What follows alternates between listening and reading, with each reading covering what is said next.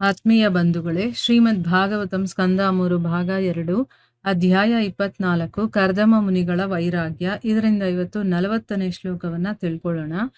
ಶ್ಲೋಕ 40. ಮಾತ್ರ ಆಧ್ಯಾತ್ಮಿಕೀಂ ವಿದ್ಯಾಂ ಶಮನೀಂ ಸರ್ವಕರ್ಮಣಾಂ ವಿತರಿಷ್ಯಯಯಾ ಚಾಸೌ ಭಯಂ ಚಾತಿತರಿಷ್ಯತಿ. ಅನುವಾದ: ಆಧ್ಯಾತ್ಮ ಜೀವನಕ್ಕೆ ಬಾಗಿಲಿನಂತಿರುವ ಈ ಮಹೋನ್ನತ ಜ್ಞಾನವನ್ನು ನಾನು ನನ್ನ ತಾಯಿಗೆ ಕೂಡ ವಿವರಿಸುವೆನು. ಇದರಿಂದ ಕಾಮ್ಯ ಕರ್ಮಗಳ ಪ್ರತಿಕ್ರಿಯೆಗಳನ್ನು ಕೊನೆಗೊಳಿಸಿ ಆಕೆ ಕೂಡ ಪರಿಪೂರ್ಣತೆಯನ್ನು ಮತ್ತು ಆತ್ಮ ಸಾಕ್ಷಾತ್ಕಾರವನ್ನು ಪಡೆಯಬಲ್ಲಳು. ಹೀಗೆ ಅವಳು ಕೂಡ ಸಕಲ ಭೌತಿಕ ಭಯಗಳಿಂದ ಮುಕ್ತಳಾಗುವಳು. ಇದು ಶ್ಲೋಕ ಮತ್ತೆ ಅದರ ಅನುವಾದ. ಈಗ ಭಾವಾರ್ಥದ ಮೂಲಕ ನಾವು ಇದರ ಅರ್ಥವನ್ನ ತಿಳ್ಕೊಳ್ಳೋದಕ್ಕೆ ಪ್ರಯತ್ನ ಮಾಡೋಣ. ಹೋದ ಭಾಗದಲ್ಲಿ ನಾವೇನ್ ತಿಳ್ಕೊಂಡ್ವಿ? ಎಲ್ಲ ಜೀವಿಗಳ ಹೃದಯಗಳಲ್ಲಿ ನೆಲೆಸಿರುವಂತಹ ಪರಮ ಸ್ವಯಂ ಪ್ರಕಾಶಾತ್ಮಕ ಆತ್ಮನಾಗಿರುವಂತ ನನ್ನನ್ನ ನೀನು ನಿನ್ನ ಬುದ್ಧಿಶಕ್ತಿಯಿಂದ ನಿನ್ನ ಹೃದಯದಲ್ಲಿ ಯಾವಾಗ್ಲೂ ನೋಡ್ತೀಯ. ಹೀಗೆ ನೀನು ಎಲ್ಲ ದುಃಖಗಳಿಂದ ಮತ್ತೆ ಭಯಗಳಿಂದ ಮುಕ್ತವಾಗಿರುವಂತಹ ಶಾಶ್ವತ ಜೀವನ ಸ್ಥಿತಿಯನ್ನ ಪಡಿತೀಯ ಅಂತನ್ಬಿಟ್ಟು ಕರ್ದಮ ಮುನಿಗಳಿಗೆ ಕಪಿಲನ ರೂಪದಲ್ಲಿರುವಂತಹ ಭಗವಂತ ಹೇಳ್ತಾನೆ. ಮುಂದುವರೆದು ಈ ಶ್ಲೋಕದಲ್ಲಿ ಹೇಳ್ತಾ ಇದ್ದಾನೆ, ಆಧ್ಯಾತ್ಮ ಜೀವನಕ್ಕೆ ಬಾಗಿಲನಂತಿರುವ, ಅಂದ್ರೆ ನಾವು ಆಧ್ಯಾತ್ಮ ಜೀವನಕ್ಕೆ ಹೋಗ್ಬೇಕು ಅಂತಂದ್ರೆ ಈ ಜ್ಞಾನ ಅನ್ನೋದು ಬಾಗಿಲು. ಸಾಂಖ್ಯ ಯೋಗ ಅಂತ ಹೇಳ್ತೀವಲ್ವಾ, ಅದು ಬಾಗಿಲಿನ ಹಾಗೆ. ಆ ಜ್ಞಾನವನ್ನ ನಾನು ನನ್ನ ತಾಯಿ ಕೂಡ ವಿವರಿಸಿ ಹೇಳ್ತೀನಿ. ಇದರಿಂದ ಏನಾಗುತ್ತೆ ಅಂದ್ರೆ ಅವಳು ಕೂಡ ಕಾಮ್ಯ ಕರ್ಮಗಳ ಪ್ರತಿಕ್ರಿಯೆಗಳನ್ನೆಲ್ಲ ಎಂಡ್ ಮಾಡಿ ಅವಳು ಪರಿಪೂರ್ಣತೆಯನ್ನ ಮತ್ತೆ ಆತ್ಮ ಸಾಕ್ಷಾತ್ಕಾರವನ್ನ ಪಡಿಬಹುದು. ಅಂತಹ ಜ್ಞಾನವನ್ನು ನಾನು ನನ್ನ ತಾಯಿಗೆ ಕೊಡ್ತೀನಿ. ಇದರಿಂದ ಅವಳು ಕೂಡ ಎಲ್ಲ ಭೌತಿಕ ಭಯಗಳಿಂದ ಮುಕ್ತಳಾಗ್ತಾಳೆ ಅಂತ ಅಂದ್ಬಿಟ್ಟು ಹೇಳ್ತಾರೆ. ಈಗ ಭಾವಾರ್ಥದಲ್ಲಿ ಗುರುಗಳು ಇದರ ಬಗ್ಗೆ ಏನ್ ಹೇಳಿದ್ದಾರೆ ಅಂತ ತಿಳ್ಕೊಳ್ಳೋಣ. ಕರ್ದಮ ಮುನಿಯು ಮನೆ ಬಿಟ್ಟು ಹೊರಡುವ ಸಮಯದಲ್ಲಿ ಸದ್ಗುಣಿಯಾದ ಪತ್ನಿ ದೇವಹೂತಿಯ ಬಗ್ಗೆ ವ್ಯಾಕುಲಗೊಂಡಿದ್ದನು.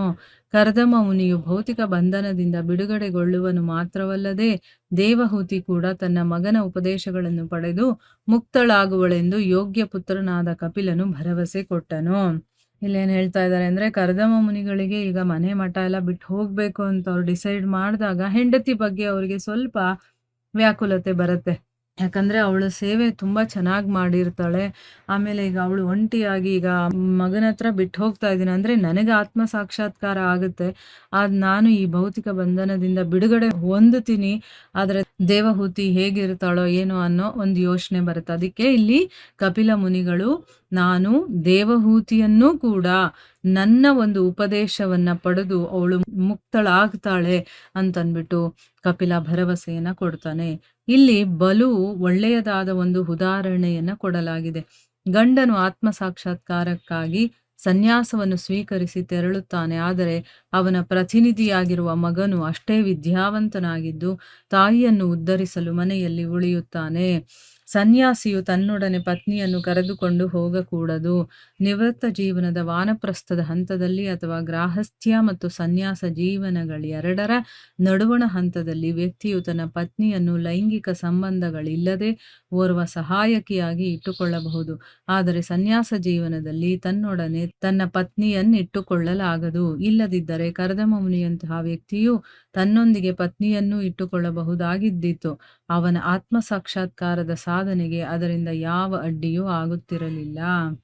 ಇಲ್ಲಿ ಒಂದು ಉದಾಹರಣೆಯನ್ನ ಕೊಟ್ಟಿದ್ದಾರೆ ಅಂತ ಹೇಳ್ತಾ ಇದ್ದಾರೆ. ಏನು ಅಂದ್ರೆ, ಗಂಡ ಈಗ ಆತ್ಮ ಸಾಕ್ಷಾತ್ಕಾರ ಮಾಡ್ಕೋಬೇಕು ಅಂತ ಸನ್ಯಾಸವನ್ನ ಸ್ವೀಕಾರ ಮಾಡಿ ಅವನು ಕಾಡಿಗೆ ಹೊರಟೋಗ್ತಾನೆ.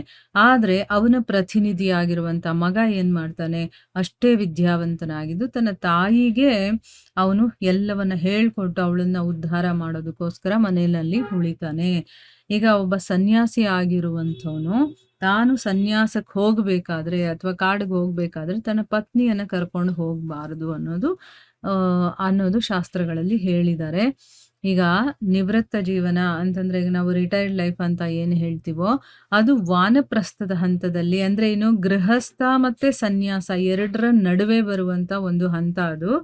ಅಲ್ಲಿ ಬೇಕಾದ್ರೆ ತನ್ನ ಹೆಂಡತಿಯನ್ನ ಜೊತೆನಲ್ಲಿ ಇಟ್ಕೋಬಹುದು. ಆದ್ರೆ ಲೈಂಗಿಕವಾದಂತ ಸಂಬಂಧವನ್ನ ಇಟ್ಕೊಳ್ಳದೆ ಅವಳನ್ನ ಒಬ್ಬ ಸಹಾಯಕಿಯಾಗಿ ತಾನು ಮಾಡುವಂತ ಸಾಧನೆಯಲ್ಲಿ ಅವಳು ಸಹಾಯ ಮಾಡೋದಕ್ಕೋಸ್ಕರ ಅವಳನ್ನು ಇಟ್ಕೋಬಹುದೇ ಹೊರತು ಬೇರೆ ಹೆಂಡತಿಯನ್ನ ಭೋಗಿಸೋದಕ್ಕೋಸ್ಕರ ಅಲ್ಲ. ಆದ್ರೆ ಸನ್ಯಾಸ ಜೀವನದಲ್ಲಿ ಮಾತ್ರ ತನ್ನ ಜೊತೆ ಹೆಂಡತಿಯನ್ನ ಕರ್ಕೊಂಡು ಹೋಗೋ ಹಾಗಿಲ್ಲ.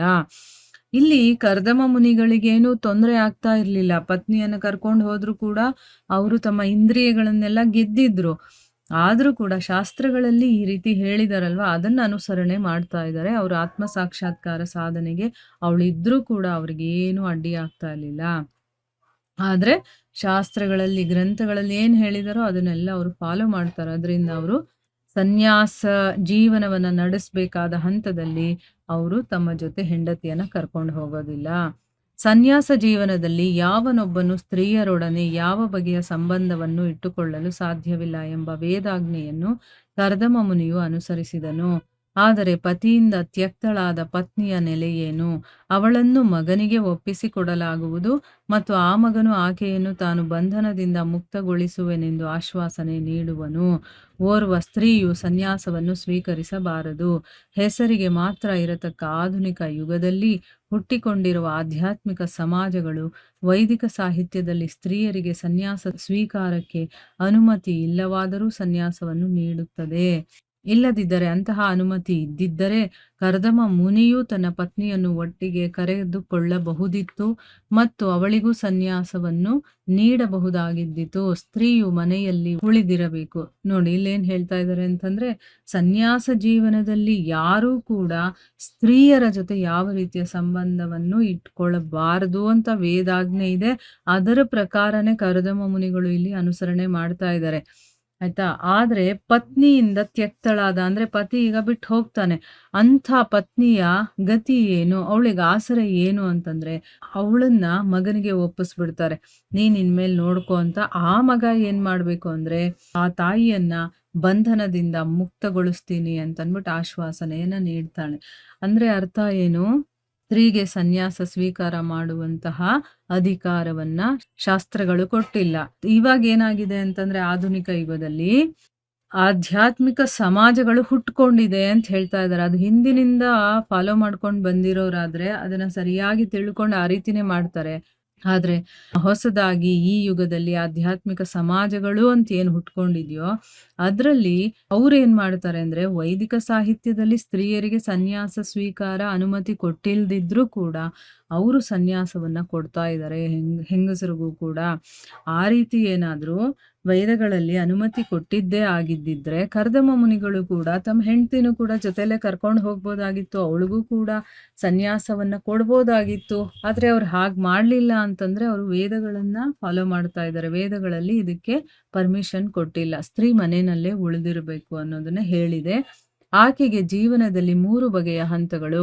ಬಾಲ್ಯದಲ್ಲಿ ತಂದೆಯ ಅವಲಂಬನೆ, ಯೌವನದಲ್ಲಿ ಪತಿಯ ಮೇಲಣ ಅವಲಂಬನೆ ಮತ್ತು ಮುಪ್ಪಿನಲ್ಲಿ ಕಪಿಲನಂತಹ ದೊಡ್ಡವನಾದ ಮಗನ ಮೇಲಣ ಅವಲಂಬನೆ. ಮುಪ್ಪಿನಲ್ಲಿ ಸ್ತ್ರೀಯು ಪ್ರಗತಿಯು ಬೆಳೆದ ಮಗನನ್ನು ಅವಲಂಬಿಸಿರುತ್ತದೆ. ಆದರ್ಶ ಪುತ್ರನಾದ ಕಪಿಲನು ತನ್ನ ತಾಯಿಯ ಪಾಲನೆಯ ಬಗ್ಗೆ ತನ್ನ ತಂದೆಗೆ ಭರವಸೆ ನೀಡುತ್ತಾನೆ. ಇದರಿಂದಾಗಿ ತನ್ನ ತಂದೆಯು ಶಾಂತಿಯಿಂದ ತನ್ನ ಸುಶೀಲೆಯಾದ ಪತ್ನಿಯನ್ನು ಕುರಿತಾಗಿ ನಿಶ್ಚಿಂತೆಯಿಂದ ತೆರಳಬಹುದೆಂದು ಸೂಚಿಸುತ್ತಾನೆ. ಅವಳಿಲ್ಲಿ ಹೆಂಗಸರಿಗೆ 3 ರೀತಿಯ ಹಂತಗಳು ಬರುತ್ತೆ. ಅಂದ್ರೆ ಅವಳು ಯಾವಾಗ್ಲೂ ಇಂಡಿಪೆಂಡೆಂಟ್ ಆಗಿರೋ ಹಾಗಿಲ್ಲ. ಅವಳು ಒಬ್ಬರ ಮೇಲೆ ಡಿಪೆಂಡ್ ಆಗಿರಬೇಕು ಅಂತ ಶಾಸ್ತ್ರಗಳು ಹೇಳುತ್ತೆ. ಆದ್ರೆ ಈಗಿನ ಸಮಾಜ ಅದಕ್ಕೆ ವಿಪರೀತವಾಗಿದೆ ಅಲ್ವಾ. ಈಗೆಲ್ಲರೂ ಇಂಡಿಪೆಂಡೆಂಟ್ ಆಗಿ ಒಬ್ಬೊಬ್ರೆ ಇರ್ತಾರೆ. ಅದರಿಂದ ಈ ಸಮಾಜದಲ್ಲಿ ಏನೆಲ್ಲಾ ತೊಂದರೆಗಳಾಗ್ತಾ ಇದೆ ಅನ್ನೋದನ್ನ ನಾವು ನೋಡ್ತಾ ಇದೀವಿ. ಆದ್ರೆ ಅದು ತಪ್ಪು ಅಂತಲ್ಲ, ಅದಕ್ಕೊಂದು ಲಿಮಿಟ್ ಅಂತ ಇರುತ್ತೆ. ಅದನ್ನ ದಾಟಬಾರ್ದು. ಆ ರೀತಿ ದಾಟ್ತಾರೆ ಅಂತ ಅನ್ಬಿಟ್ಟೆ ಶಾಸ್ತ್ರಗಳಲ್ಲಿ ಈ ರೀತಿ ಹೇಳಿರಬಹುದು ಅಂತ ಅನ್ಸುತ್ತೆ. ಈಗ ಬಾಲ್ಯದಲ್ಲಿ ತಂದೆಯ ಒಂದು ಡಿಪೆಂಡೆನ್ಸಿಯಲ್ಲಿ ಇರ್ತಾಳೆ, ತಂದೆನೇ ಅವಲಂಬಿಸಿರ್ತಾಳೆ. ಯೌವನದಲ್ಲಿ ಪತಿ ಮೇಲೆ ಅವಲಂಬನೆ ಇರುತ್ತೆ. ಅಂದ್ರೆ ತನ್ನ ಗಂಡ ಹೇಳ್ದ ಕೇಳ್ಕೊಂಡು ಆ ಒಂದು ಹದ್ದುಬಸ್ತಲ್ಲಿ ಅವಳು ಇರಬೇಕಾಗತ್ತೆ. ಎಲ್ಲದಕ್ಕೂ ಅವಳು ಗಂಡನ ಮೇಲೆ ಅವಲಂಬಿತಳಾಗಿರ್ತಾಳೆ. ಮತ್ತೆ ಮುಪ್ಪಿನಲ್ಲಿ ಈಗ ಕಪಿಲ ಮುನಿಗಳಿದಾರಲ್ಲ, ಆ ರೀತಿ ದೊಡ್ಡ ಮಗ ಇದ್ರೆ ಅವನ ಮೇಲೆ ಅವಳು ಡಿಪೆಂಡ್ ಆಗಿರ್ತಾಳೆ. ವಯಸ್ಸಾದ ಮೇಲೆ ಬೆಳೆದಿರೋ ಮಗನ ಮೇಲೆ ಅವಳು ಡಿಪೆಂಡ್ ಆಗಿರ್ತಾಳೆ. ಇಲ್ಲಿ ಕರ್ದಮ ಮುನಿಗಳು ಸನ್ಯಾಸಾಶ್ರಮವನ್ನ ಸ್ವೀಕಾರ ಮಾಡಿ ಹೋಗ್ಬೇಕಾದ್ರೆ ತನ್ನ ಹೆಂಡತಿ ಬಗ್ಗೆ ಯೋಚನೆ ಮಾಡ್ತಾರಲ್ಲ, ಅದನ್ನ ನೋಡಿ ಮಗ ಏನ್ ಮಾಡ್ತಾನೆ, ತನ್ನ ತಾಯಿಯ ಪಾಲನೆಯ ಬಗ್ಗೆ ತಂದೆಗೆ ಆಶ್ವಾಸನೆಯನ್ನ ಕೊಡ್ತಾ ಇದ್ದಾನೆ. ನೀವೇನು ಯೋಚನೆ ಮಾಡಬೇಡಿ, ನನ್ನ ತಾಯಿಯನ್ನ ನೋಡ್ಕೊಂಡು ಅವ್ರಿಗೂ ಕೂಡ ಆತ್ಮ ಸಾಕ್ಷಾತ್ಕಾರವನ್ನ ಕೊಡಿಸೋದು ಅಥವಾ ಅದರ ಜ್ಞಾನವನ್ನ ತಿಳಿಸೋದು ಮತ್ತು ಅವ್ರು ಅದನ್ನ ಸಾಧಿಸುವಂತ ಒಂದು ಜವಾಬ್ದಾರಿಯನ್ನ ನಾನು ತಗೊಳ್ತೀನಿ. ನೀವು ಏನು ತಲೆ ಕೆಡಿಸ್ಕೊಳ್ದೆ, ಯೋಚನೆ ಮಾಡದೆ ನೀವು ಶಾಂತಿಯಿಂದ ನಿಮ್ಮ ಸಾಧನೆ ಮಾಡಿ ಅಂತ ಒಂದು ಭರವಸೆಯನ್ನ ಕೊಡ್ತಾ ಇದ್ದಾನೆ. ಯಾಕಂದ್ರೆ ಗಂಡನಿಗೆ ಹೆಂಡತಿ ಬಗ್ಗೆ ಯೋಚನೆ ಇದ್ದೇ ಇರುತ್ತಲ್ವಾ. ಈಗ ನಾನೇನೋ ಸಾಧನೆ ಮಾಡಕ್ ಹೋಗ್ತಾ ಇದ್ದೀನಿ, ಇವಳು ಏನ್ ಮಾಡ್ತಾಳೆ, ಮಗ ನಿಜವಾಗ್ಲೂ ಇವಳಿಗೆ ಆ ಜ್ಞಾನವನ್ನ ಕೊಡ್ತಾನೋ ಇಲ್ವೋ ಅಥವಾ ಹೇಗಿರ್ತಾಳೋ ಇವಳು ಅಂತ ಯೋಚನೆ ಬರುತ್ತಲ್ಲ. ಅದಕ್ಕಿಲ್ಲಿ ತಂದೆಗೆ ಸಮಾಧಾನವನ್ನ ಹೇಳಿ ಆಶ್ವಾಸನೆಯನ್ನ ಕೊಡ್ತಾ ಇದ್ದಾನೆ. ನೀವೇನು ಚಿಂತೆ ಮಾಡಬೇಡಿ, ನಿಮ್ಮ ಸಾಧನೆಯನ್ನ ನೀವು ಮಾಡ್ಕೊಳ್ಳಿ, ನಮ್ಮ ತಾಯಿಯನ್ನ ನೋಡ್ಕೊಳ್ಳೋ ಜವಾಬ್ದಾರಿ ನಂದು ಅಂತ. ಅದರಿಂದ ಏನಾಗುತ್ತೆ, ತಂದೆಗೆ ಶಾಂತಿ ಸಿಗತ್ತೆ. ತನ್ನ ಹೆಂಡತಿಯ ಬಗ್ಗೆ ಅವರು ನಿಶ್ಚಿಂತೆಯಾಗಿ ಹೋಗಿ ಅವರು ತಮ್ಮ ಸಾಧನೆಯನ್ನ ಮಾಡಬಹುದು ಅನ್ನೋದು ಇಲ್ಲಿ ಅರ್ಥ ಮಾಡ್ಕೋಬೇಕು. ಸೊ ಇಲ್ಲಿಗೆ ನಾವು ನಿಲ್ಸೋಣ. ಹರೇ ಕೃಷ್ಣ.